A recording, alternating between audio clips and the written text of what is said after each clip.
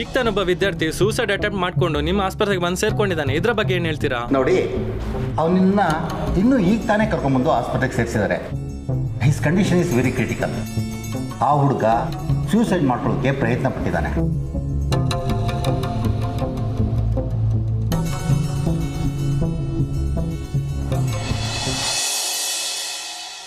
ಶಂಕರ, ಏನೋ ಪುಟ್ಟ ಇದು, ಯಾಕೋ ಹಿಂಗೆ ಮಾಡಿದೆ? ಇದೇನೋ ನಿನ್ನ ಪರಿಸ್ಥಿತಿ. ಶಂಕರ, ಏನಾಯ್ತಪ್ಪ ನಿಂಗೆ? ಹಿಂಗೆ ಯಾಕೋ ಮಾಡಿಕೊಂಡೆ? ನೋಡು, ನಾವು ನಿನ್ನೇ ನಂಬಿ ಬದುಕ್ತಾ ಇದ್ದೀವಪ್ಪ. ನಿಂಗೇನಾದ್ರು ಹೆಚ್ಚು ಕಮ್ಮಿ ಆದರೆ ನಮ್ಮ ಗತಿ ಏನೋ ಏನೋ.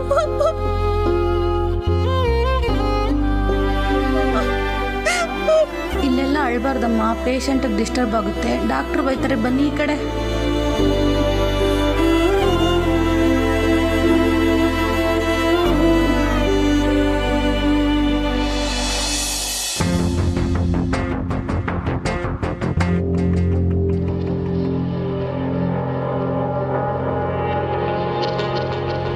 ಕಮಲಿ. ಸಂಭು, ಏನಮ್ಮ ನೀನೇನಮ್ಮ ಕಮಲಿ?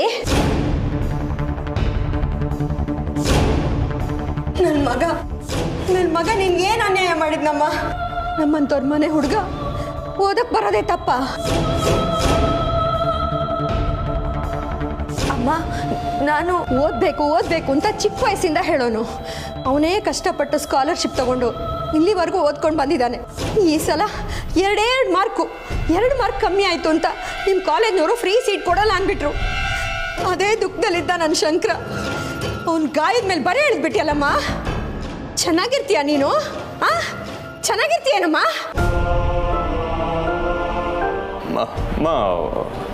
ಹಾಗೆಲ್ಲ ಮಾತಾಡಬೇಡಿ. ಇದರಲ್ಲಿ ಅವ್ರದ್ದೇನು ತಪ್ಪಿಲ್ಲ. ಏನೋ ತಪ್ಪಾಗಿದೆ. ನಾನು ಅದೇ ಕಾಲೇಜ್ನ ಲೆಕ್ಚರರ್. ತಲೆ ಕೆಡಿಸ್ಕೋಬೇಡಿ, ನಾನಿರ್ತೀನಿ. ನೀವು ಕೂತ್ಕೊಳ್ಳಿ. ಶಂಭು, ಅಮ್ಮ ನೀವು ಈ ಕಡೆ ಬನ್ನಿ ಸ್ವಲ್ಪ. ನನ್ನ ಮಗಂಗೇನಾದರೂ ಆದರೆ ನಾನು ಕಾಲೇಜ್ ಮುಂದೆ ಬಂದು ಪ್ರಾಣ ಬಿಟ್ಬಿಡ್ತೀನಿ. ಅವನು ಇಲ್ದಿರೋ ಜೀವನ ಬೇಡ ನನಗೆ.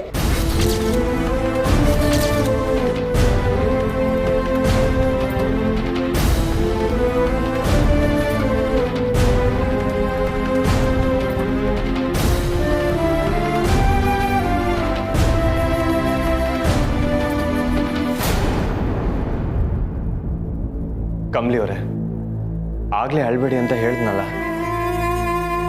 ನಾನು ಅವ್ರಿಗೆ ಏನಂತ ಉತ್ತರ ಕೊಡ್ಲಿ ಸರ್? ಅವರು ಅವ್ರ ಮಗನ ಮೇಲಿರೋ ಕಾಳಜಿಯಿಂದ ಹಾಗೆ ಮಾತಾಡಿದ್ದಾರೆ. ನೀವೇನು ತಪ್ಪು ಮಾಡಿಲ್ಲ ಅಂತ ಅವ್ರಿಗೆ ಗೊತ್ತಿಲ್ಲ. ಪ್ಲೀಸ್ ಅಳ್ಬೇಡಿ. ಸರ್. ಹಾಂ ಶಂಭು. ನಾನು ಕಾಲೇಜ್ ತವ ವಿಚಾರಿಸಿದೆ ಸರ್. ಅಲ್ಲಿ ಈ ಘಟನೆ ನಡೆದಾಗ ನಮ್ಮ ಕಡೆಯವ್ರು ಇದ್ರಂತೆ. ಅವ್ರು ಏನು ಹೇಳಿದ್ರು ಗೊತ್ತಾ? ಕೆಲವು ಹುಡುಗರು ಶಂಕರನ್ನ ರ್ಯಾಗಿಂಗ್ ಮಾಡ್ತಿದ್ರಂತೆ ಸರ್. ಅವರೇ ಹುಡುಗಿಗೆ ಹೂ ಕೊಟ್ಟು ಮುತ್ಕೊಡೋಕೆ ಹೇಳೋರೆ. ಹಾಗೆ ಮಾಡಲಿಲ್ಲ ಅಂದರೆ ಕಾಲೇಜಿಂದ ಓಡಿಸ್ಬಿಡ್ತೀವಿ ಅಂತ ದಿಗ್ಲಿಕ್ಕವ್ರೆ. ಅದಕ್ಕೆ ಪಾಪ ಶಂಕರ ಈಗ ಮಾಡೋನೆ ಸರ್.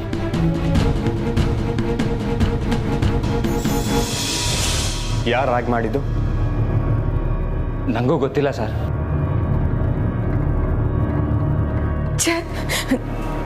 ನನಗೆ ಈಸಿಯಾಗಿ ಗೊತ್ತಾಗದೆ ನಾನು ಅವನ ಮ್ಯಾಗೆ ಕೈ ಮಾಡಿಬಿಟ್ಟೆ ಸರ್.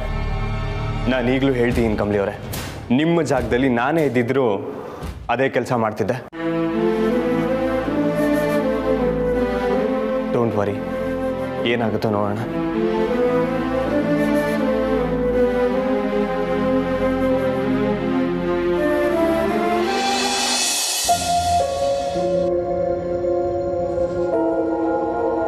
ನಾನು ಎಷ್ಟೇ ಹೇಳಿದ್ರು ನಿಮ್ಗೆ ಯಾಕೆ ಸಮಾಧಾನ ಆಗ್ತಿಲ್ಲ?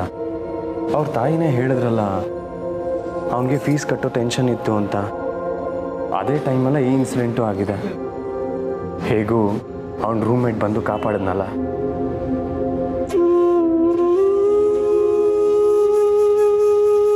ಕಮಲಿ ಅವರೇ ನಿಂತ್ಕೊಳ್ಳಿ. ಆದಷ್ಟು ಬೇಗ ಅವನಿಗೆ ಪ್ರಜ್ಞೆ ಬರುತ್ತೆ, ನೀವು ಟೆನ್ಷನ್ ಮಾಡ್ಕೊಬೇಡಿ.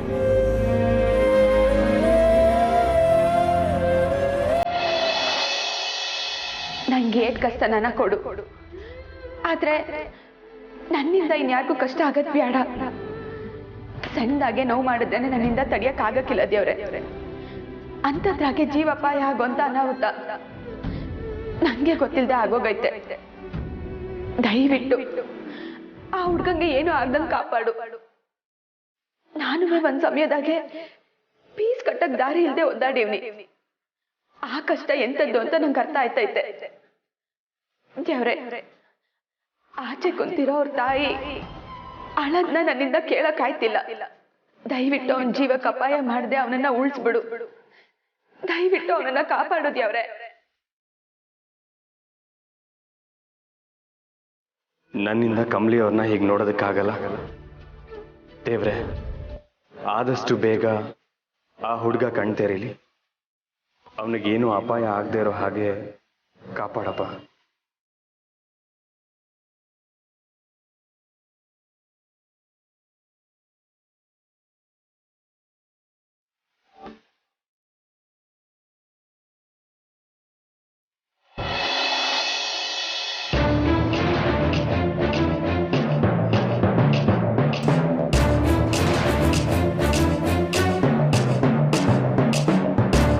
ತಾರಾ, ಈಗ ಇಷ್ಟೊಂದು ಟೆನ್ಷನ್ ಮಾಡ್ಕೊಂಡು ಏನು ಪ್ರಯೋಜನ ಹೇಳಿ? ಆಗಿದ್ದು ಹೋಗಿದೆ. Please calm down. ಒಬ್ರು ಪ್ರಾಣದ ಜೊತೆ ಆಟ ಆಡೋದು ಅವಳಿಗೆ ದೊಡ್ಡ ವಿಷಯ ಅಲ್ಲ ಅಂತ ಕೆಲಸ ಮಾಡಿ ನಮ್ಮ ಮನೆಗೆ ಡಿನ್ನರ್ ಬೇರೆ ಬಂದಿದ್ದಾಳೆ. ಸ್ವಲ್ಪನಾದ್ರೂ ಪಾಪ ಪ್ರಜ್ಞೆ ಬೇಡ್ವಾ ಅಥವಾ ಭಯ ಬೇಡ್ವಾ? Do you think she is normal Ramesh? ಅಮ್ಮ, ಕಾಲೇಜಲ್ಲಿ ಕಮಲಿ ಜೊತೆ ನಾನು ಇದ್ದೆ. ಅವಳು ಆ ಹುಡುಗನ ಜೊತೆ ಆ ರೀತಿ ನಡ್ಕೊಳ್ಳೋದಕ್ಕೆ ರೀಸನ್ ಇದೆ. ಆ ಹುಡುಗ ಹುಡುಗಿರ ಜೊತೆ ತುಂಬಾ ತಪ್ಪಾಗಿ ಬಿಹೇವ್ ಮಾಡ್ತಿದ್ದ. ನೀನು ನಿಮ್ಮ ಅಣ್ಣನ ಜೊತೆ ಸೇರ್ಕೊಂಡು ಅವಳಿಗೆ ಸಪೋರ್ಟ್ ಮಾಡಬೇಡ. ಅಮ್ಮ, ಏನ್ ನಡೀತೋ ಅದು ಅನ್ಎಕ್ಸ್ಪೆಕ್ಟೆಡ್ ಆಗಿದ್ದು ಅಷ್ಟೇ. ಕಮಲಿಗೂ ಅದಕ್ಕೂ ಯಾವ ಸಂಬಂಧನೂ ಇಲ್ಲ. ಮುಚ್ಚು ಬಾಯ್. ತಾರಾ, ನಿನ್ ವಿಷಯ ತುಂಬಾ ಸೀರಿಯಸ್ ಆಗಿ ತಗೋತಾ ಇದೆಯಾ? ಅಫ್ಕೋರ್ಸ್ ರಮೇಶ್, ವಿಷಯ ತುಂಬಾ ಸೀರಿಯಸ್ ಆಗಿದೆ. ನಾವು ಮಹಾಜನ್ ಮನೆಯವ್ರ ಜೊತೆ ಬಿಸ್ನೆಸ್ ಪಾರ್ಟ್ನರ್ಸ್. ಅದು ಅಲ್ಲದೆ ಅವಳನ್ನ ನಮ್ಮ ಮನೆಗೆ ಊಟಕ್ಕೆ ಕರೆದಿದ್ದೀವಿ. ಆ ಹುಡುಗನ್ಗೇನಾದ್ರೂ ಹೆಚ್ಚು ಕಡಿಮೆ ಆದ್ರೆ ಪೊಲೀಸವರು ನಮ್ಮನ್ನು ಪ್ರಶ್ನೆ ಮಾಡ್ತಾರೆ. ಇವಳನ್ನ ರಿಷಿನ ಎಲ್ರನ್ನು ಕೋರ್ಟಿಗೆ ಎಳಿತಾರೆ. ಬೇಕಿತ್ತ ನಮ್ಗಿದೆಲ್ಲ? ಹಾಗೆಲ್ಲ ಏನು ಆಗಲ್ಲ ತಾರಾ. ನೀನ್ ಪ್ಲೀಸ್ ಸ್ವಲ್ಪ ಸಮಾಧಾನವಾಗಿರು. ಅಮ್ಮ, ಆ ಹುಡುಗಂಗೆ ಎಚ್ಚರ ಆಗಿದೆಯಂತೆ. ಈಸ್ ಔಟ್ ಆಫ್ ಡೇಂಜರ್ ನಾವು.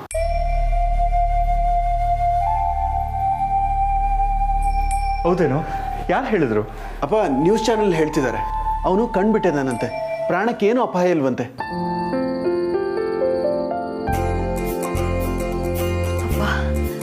ಈಗ ಸಮಾಧಾನ ಆಯ್ತು. ನಾ ಹೋಗಿ ದೇವ್ರಿಗೆ ತುಪ್ಪದ ದೀಪ ಹಚ್ಬಿಡ್ತೀನಿ.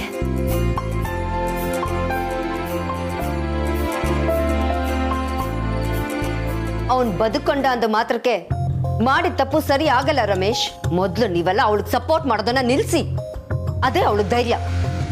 ತಾರಾ, ಕಮಲಿ ಅಷ್ಟು ಬೇಜವಾಬ್ದಾರಿ ಹುಡುಗಿ ಅಲ್ಲ. ಬೇಜವಾಬ್ದಾರಿ ಮಾತ್ರ ಅಲ್ಲ, ಅಹಂಕಾರಿ ಕೂಡ. ತಾನು ಮಾಡಿದ್ದೆ ಸರಿ ಅನ್ನೋ ಕೊಬ್ಬು ಅವಳಿಗೆ. ನಾಯಿನ ತಗೊಂಡು ಹೋಗಿ ಸಿಂಹಾಸನ ಮೇಲೆ ಕೂರ್ಸಿದ್ರು ಅದು ನಾಯಿನೇ ಅಂತಾರಲ್ಲ, ಅದಕ್ಕೆ ಸರಿಯಾದ ಉದಾಹರಣೆ ಇವಳೆ. ನೋ ತಾರಾ, ಹೀಗೆಲ್ಲ ಮಾತಾಡ್ಬೇಡ. ನೀನು ಹೀಗೆ ಮಾತಾಡ್ದೆ ಅಂತ ರಿಷಿ ಗೊತ್ತಾದ್ರೆ ತುಂಬಾ ಬೇಜಾರು ಮಾಡ್ಕೋತಾನೆ. ನಿನಗೆ ಮಕ್ಕಳ ಮೇಲಿರೋ ಪ್ರೀತಿ, ಅತಿಯಾದ ಕಾಳಜಿ ಅವ್ರಿಗೆ ತೊಂದರೆ ಕೊಡೋ ಹಾಗೆ ಆಗ್ಬಾರ್ದು ತಾರ. ನಾವು ಹೆತ್ತಿದ್ದೀವಿ ಅನ್ನೋ ಕಾರಣಕ್ಕೆ ಜೀವನ ಪೂರ್ತಿ ನಾವು ಹಾಕಿದ ಗೆರೆನ ಅವರು ದಾಟಬಾರ್ದು ಅಂದರೆ ಹೇಗೆ? ಅತಿಯಾಗಿ ಕಂಟ್ರೋಲ್ ಮಾಡಕ್ಕೆ ಹೋದರೆ ನಾವೆಲ್ಲ ಕಳ್ಕೊತೀವಿ ಅಷ್ಟೆ. ಬೆಳೆದ ಮಕ್ಕಳ ವಿಚಾರದಲ್ಲಿ ನಾವು ಸ್ವಲ್ಪ ಪ್ರಾಕ್ಟಿಕಲ್ ಆಗಿ ಥಿಂಕ್ ಮಾಡೋದನ್ನ ಅಭ್ಯಾಸ ಮಾಡ್ಕೋಬೇಕು. ದಿನ ಕಳೆದ ಹಾಗೆ ಪ್ರಪಂಚನೂ ಬದಲಾಗ್ತಾ ಇರುತ್ತೆ. ತಾರ, ನೋಡು, ರೋಹಿತ್ ಅಂತೂ ಖುಷಿಯಾಗಿಲ್ಲ. ಅಟ್ಲೀಸ್ಟ್ ರಿಷಿ ಆದ್ರೂ ಅವನ ಜೀವನ ಅವನು ಇಷ್ಟಪಟ್ಟ ಹಾಗಿರಲಿ ಪ್ಲೀಸ್.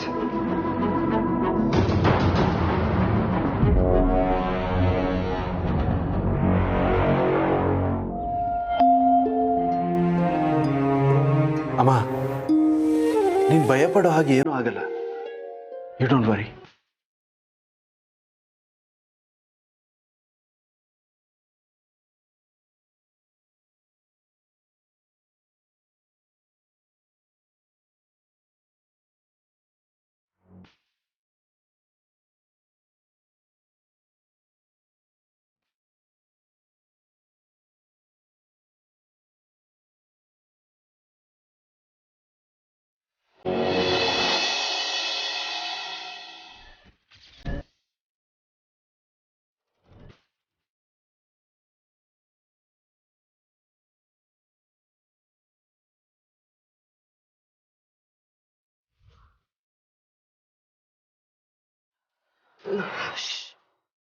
ನಿನಗೆ ಎಚ್ಚರ ಆಗ್ತಿದೆ ಅಂತ ನರ್ಸ್ ನನಗೆ ಹೇಳ್ಬಿಟ್ಟು ಹೋದ್ಲು. ನಿನ್ನ ಹತ್ರ ಮಾತಾಡಬೇಕು ಅಂತ ಆಗ್ಲಿಂದ ಕಾಯ್ತಾ ಇದ್ದೀನಿ.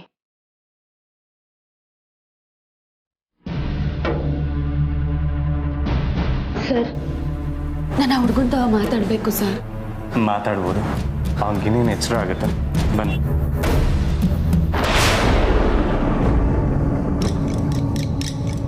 ನಾನು ಹೇಳೋದನ್ನ ಸರಿಯಾಗಿ ಕೇಳಿಸ್ಕೊ.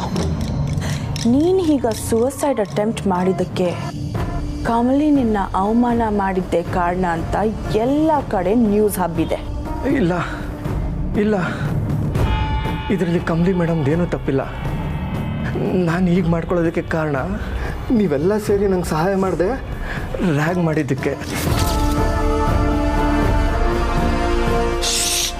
ಈ ಇಡಿಯಟ್, ಮುಚ್ಚು ಬಾಯ್. ಯಾರ ಮುಂದೆನಾದ್ರೂ ಹೇಳ್ಬಿಟ್ಯಾ? ಸರ್, ನಾನು ಅವ್ರ ಅವಂತವಾಗ ಸಮಯ ಕೇಳಲಿಲ್ಲ ಅಂದ್ರೆ ನಂಗೆ ಉಸಿರು ಕಟ್ಟಂಗಾಯ್ತೈತೆ. ಕಮಲಿ ಅವರೇ, ನೀವು ಯಾಕೆ ಈ ವಿಷಯದ ಬಗ್ಗೆ ಇಷ್ಟೊಂದು ತಲೆ ಕೆಡಿಸ್ಕೊಂಡಿದ್ದೀರಾ? ಬೇಕಂದ್ರೆ ನೋಡಿ, ಅವ್ನಿಗೆ ಎಚ್ಚರಿಕೆ ಆಗಿ ಕಣ್ಬಿಟ್ಟಿದ ತಕ್ಷಣ ನಿಮ್ದೇನೂ ತಪ್ಪಿಲ್ಲ ಅಂತ ಅವನೇ ಹೇಳ್ತಾನೆ. ಬನ್ನಿ.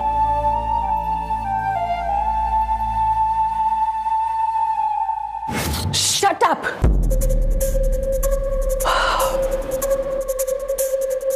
ಹೇಳ್ತಾನೆ ಇದ್ದೀನಿ, ಮತ್ತೆ ಮತ್ತೆ ಅದನ್ನೇ ಹೇಳ್ತಿದ್ಯಲ್ಲೋ. ಕಾಲೇಜಲ್ಲಿ ಓದ್ಬೇಕಾ ಬೇಡವಾ? ಹೌದು, ನಾನು ಓದಬೇಕು. ಆದರೆ ತಪ್ಪೇ ಮಾಡದೇ ಇರೋರ ಮೇಲೆ ಅಪವಾದ ಹೊರಿಸೋದು ಸರಿಯಲ್ಲ.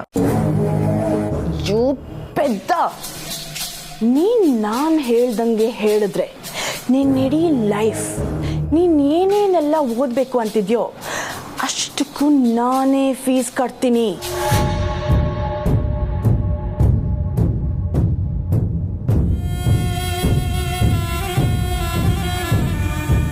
ನಾನು ಫೀಸ್ ಕಟ್ತೀನಿ, ಲೈಫ್ ಪೂರ್ತಿ ಫ್ರೀಯಾಗಿ ಓದ್ಬೋದು. ಓಕೆನಾ?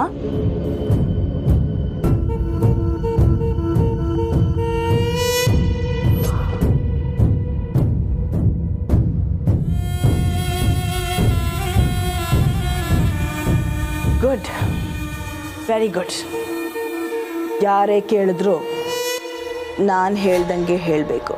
ಓಕೆ, ಟೇಕ್ ಕೇರ್, ಬಾಯ್.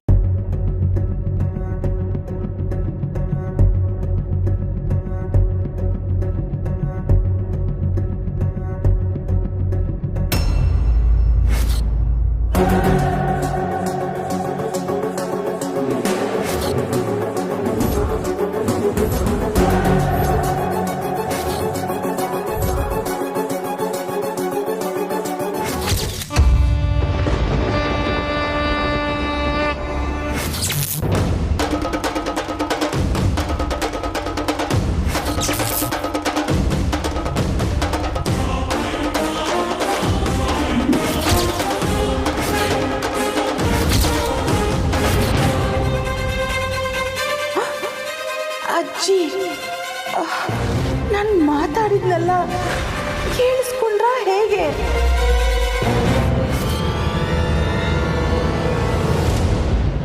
ಅಜ್ಜಿ, ನೀವೆಲ್ಲಿ?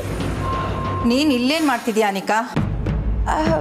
ಅದು ಶಂಕರ್ ಸ್ಟೂಡೆಂಟು. ಅಜ್ಜಿ, ಅವನಿಗೆ ಹೇಗಿದ್ದಾನೆ ಅಂತ ನೋಡಿ ಮಾತಾಡ್ಸ್ಕೊಂಡು ಹೋಗೋಣ ಅಂತ ಬಂದೆ ಅಷ್ಟೇ. ಮಾತಾಡ್ಸಿದ್ದಾಯ್ತಾ? ಹಾಂ ಇಲ್ಲ ಅಜ್ಜಿ, ಇಲ್ಲ. ಮಾತಾಡಿಸ್ದೆ ಇಲ್ವಾ? ಅದು ಅವನೀಗ ಓಕೆ ಅಂತ ಗೊತ್ತಾಯಿತು. ಸೊ ಯಾಕೆ ಡಿಸ್ಟರ್ಬ್ ಮಾಡೋದು ಅಂತ ಸುಮ್ಮನಾದೆ. ಸರಿ ನಡಿ, ನಾನು ಮಾತಾಡ್ಸ್ಕೊಂಡು ಬರ್ತೀನಿ. ನಡಿ ಎಂದೆ.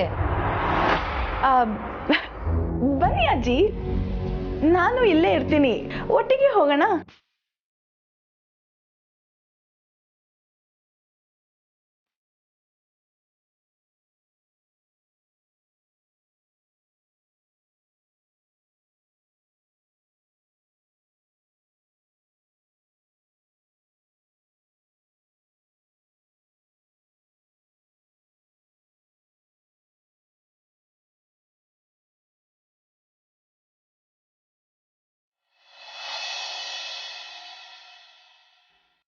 ಶಂಕರ, ನಾನು ಯಾರು ಅಂತ ಗೊತ್ತಾಯ್ತಪ್ಪ?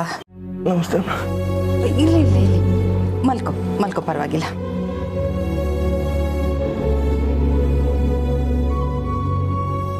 ಏನೂ ಇಲ್ಲ, ಒಂದೆರಡು ನಿಮಿಷ ನಿನ್ನ ಹತ್ರ ಮಾತಾಡ್ಬಿಟ್ಟು ನಾನು ಹೊರಟ್ಬಿಡ್ತೀನಿ, ಸರಿನಾ? ನನ್ನನ್ನು ಕಾಲೇಜಿನ ಓನರ್ ಅನ್ನಪೂರ್ಣ ಮಹಾಜನ್ ಅಂತ ಅನ್ಕೋಬೇಡ, ನಿಮ್ಮ ಮನೆಯವಳೆ ಅಂತ ಅನ್ಕೋ. ನಾನು ನನ್ನ ಎಲ್ಲ ಸ್ಟೂಡೆಂಟ್ಸ್ನೂ ನನ್ನ ಮನೆ ಮಕ್ಕಳು ಅಂತಲೇ ಅಂದ್ಕೊಂಡಿರೋದು. ನನಗೂ ನಿನ್ನ ವಯಸ್ಸಿನ ಮೊಮ್ಮಕ್ಕಳಿದ್ದಾರೆ. ನನಗೆ ಕಮಲಿ ಬೇರೆ ಅಲ್ಲ, ನೀನು ಬೇರೆ ಅಲ್ಲ. ಶಿಸ್ತಿನಿಂದ ಇಷ್ಟು ವರ್ಷ ನಾನು ಕಾಲೇಜನ್ನ ನಡೆಸ್ಕೊಂಡು ಬಂದಿದ್ದೀನಿ. ಸಂಸ್ಥೆನ ಕಟ್ಟೋದಕ್ಕೆ ಶ್ರದ್ಧೆ, ಶ್ರಮ, ಶಿಸ್ತು ಎಲ್ಲ ಇರಬೇಕು. ಆದರೆ ಅದರ ಹೆಸರನ್ನ ಹಾಳು ಮಾಡೋದಕ್ಕೆ ಒಂದೇ ಒಂದು ಘಟನೆ ಸಾಕು. ಈಗ ನಡೆದಿರೋದ್ರಲ್ಲಿ ನಿಂದೇನು ತಪ್ಪಿಲ್ಲ ಅಂತ ಅನ್ಕೋತೀನಿ ನಾನು.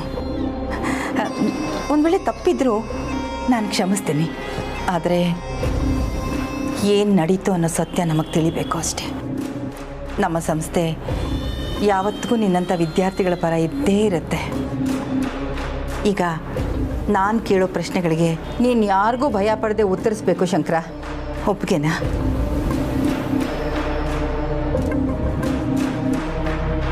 ನೀನು ಕೊಡೋ ಸರಿಯಾದ ಉತ್ತರ ಬಹಳಷ್ಟು ವಿದ್ಯಾರ್ಥಿಗಳ ಭವಿಷ್ಯಕ್ಕೆ ದಾರಿ ಆಗತ್ತೆ.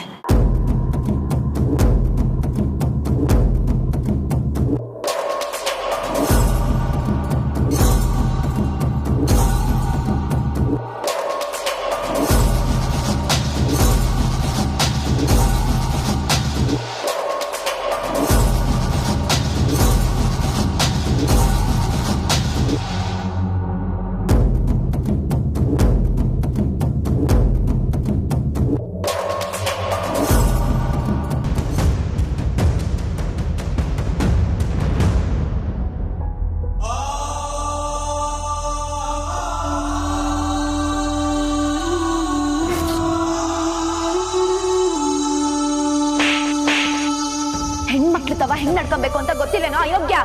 ನಡೀಲಿಂದ ನಡಿ ಅಂದೆ. ಹೋಗ.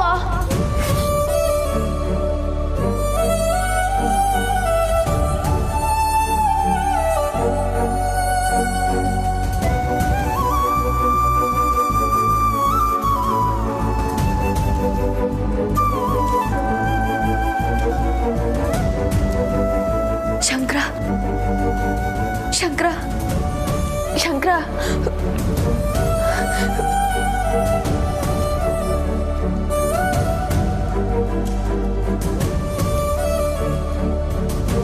ಸರ್, ಶಂಕರ.